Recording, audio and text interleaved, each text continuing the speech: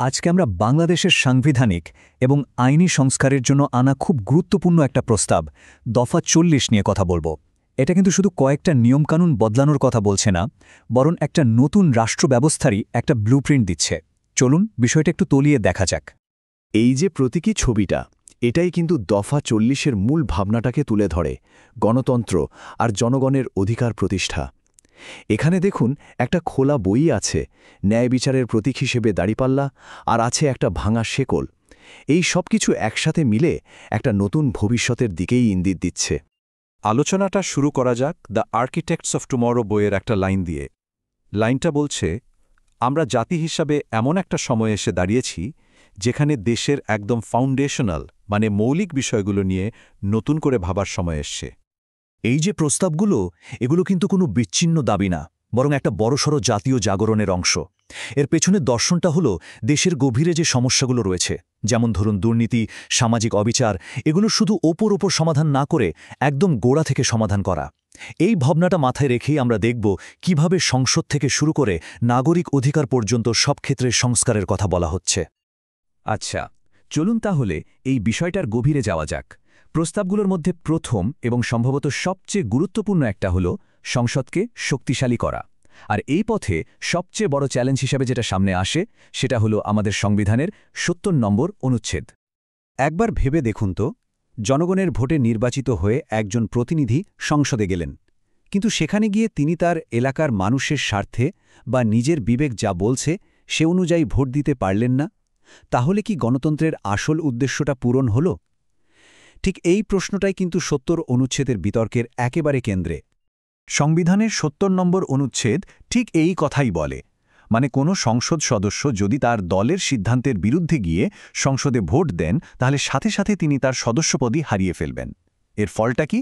ফলটা হলো তাকে দলের সিদ্ধান্তই অক্ষরে অক্ষরে মেনে চলতে হয়, এমনকি সেটা যদি তার এলাকার মানুষের স্বার্থের বিরুদ্ধেও যায়।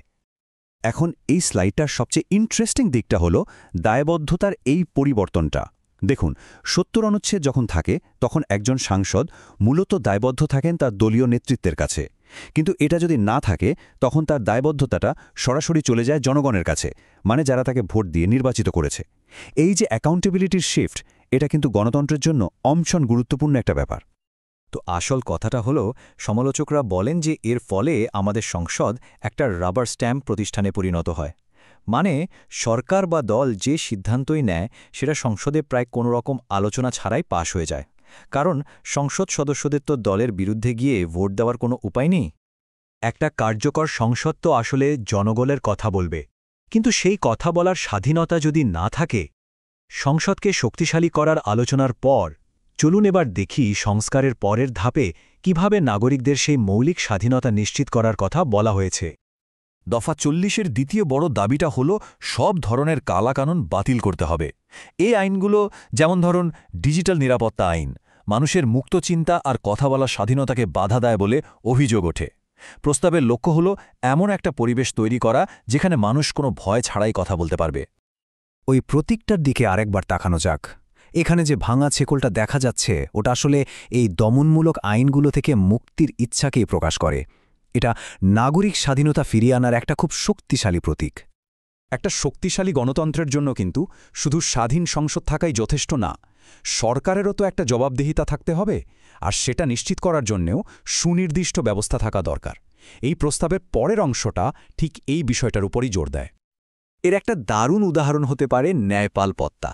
আমাদের সংবিধানে কিন্তু এই পদের কথা বলা আছে, কিন্তু আজ পর্যন্ত এটা বাস্তবায়ন করা হয়নি। ন্যায়পাল হলেন এমন একজন কর্মকর্তা যিনি সরকারি সংস্থা বা কর্মকর্তাদের বিরুদ্ধে সাধারণ মানুষের অভিযোগ তদন্ত করতে পারেন। ভাবুন তো, এটা সরকারের স্বচ্ছতা আর জবাবদিহিতা বাড়াতে কি অসাধারণ একটা ভূমিকা রাখতে পারত। এতক্ষণ তো আমরা আইন আর সংবিধানের মতো কাঠামোগত বিষয় নিয়ে কথা বললাম। এবার আসা যাক এমন একটা দিকে যা সরাসরি সাধারণ মানুষের জীবনকে ছুঁয়ে যায়, আর সেটা হলো ভূমি সংস্কার। বাংলাদেশে ভূমি বণ্টনের যে দীর্ঘদিনের বৈষম্য, সেটা মোকাবেলা করার জন্য প্রস্তাবে খুব পরিষ্কার একটা পদক্ষেপের কথা বলা হয়েছে। কোনো একজন ব্যক্তি সর্বোচ্চ ২০ বিঘা জমির মালিক হতে পারবেন। এটা ভূমিহীন মানুষের সংখ্যা কমানো এবং সম্পদের আরও ন্যায্য বণ্টনের একটা চেষ্টা। আর এই ভূমি সংস্কারের পরিকল্পনাটা বাস্তবায়নের জন্য ৩টা সহজ ধাপের কথা বলা হয়েছে। প্রথমত, আইনের মাধ্যমে মালিকানার সর্বোচ্চ সীমা ২০ বিঘা ঠিক করা হবে। দ্বিতীয়ত, এর দেশি যার যা জমি আছে সেটা রাষ্ট্র নিয়ে নেবে। আর সবশেষে ওই জমি ব্যবহার করে দেশের ভূমিহীন মানুষদের জন্য থাকার ব্যবস্থা করা হবে।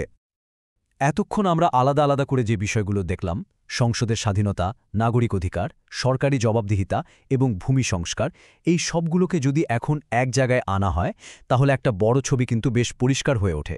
এগুলো আসলে ভবিষ্যতের বাংলাদেশ গড়ার জন্য কিছু মৌলিক ভিত্তি। আর এটাই চমৎকারভাবে চূড়ান্ত লক্ষ্যটা আমাদের সামনে নিয়ে আসে। এই সমস্ত সংস্কারের পেছনে মূলত ৩টা প্রধান উদ্দেশ্য কাজ করছে। ১. দেশে আইনের শাসন প্রতিষ্ঠা করা। ২. জনগণের কাছে দায়বদ্ধ একটা সরকার ব্যবস্থা তৈরি করা। আর ৩. একটা কার্যকর এবং শক্তিশালী সংসদ গড়ে তোলা, যেখানে জনগণের কথা সত্যিকারের প্রতিফলন ঘটবে। সুতরাং দফা ৪০ আসলে শুধু কিছু দাবির একটা তালিকা না, বরং সোর্সে যেমনটা বলা হয়েছে, এটা হলো জাতীয় রূপান্তরের জন্য একটা কৌশলগত পথরেখা। মানে একটা সুচিন্তিত পরিকল্পনা, যা বাংলাদেশকে একটা নতুন দিকে নিয়ে যাওয়ার স্বপ্ন দেখায়। এই পুরো আলোচনাটা শেষে আমাদের একটা বড় প্রশ্নের সামনে দাঁড় করিয়ে দেয়। একটা আধুনিক আর উন্নত জাতি হিসেবে গড়ে ওঠার জন্য সবচেয়ে জরুরি ভিত্তিগুলো আসলে কি হওয়া উচিত? এই প্রস্তাবগুলো হয়তো সেই ভিত্তির একটা রূপরেখা আমাদের দেয়, যা নিয়ে আরও গভীর ভাবনা আর আলোচনার সুযোগ কিন্তু রয়েই গেছে।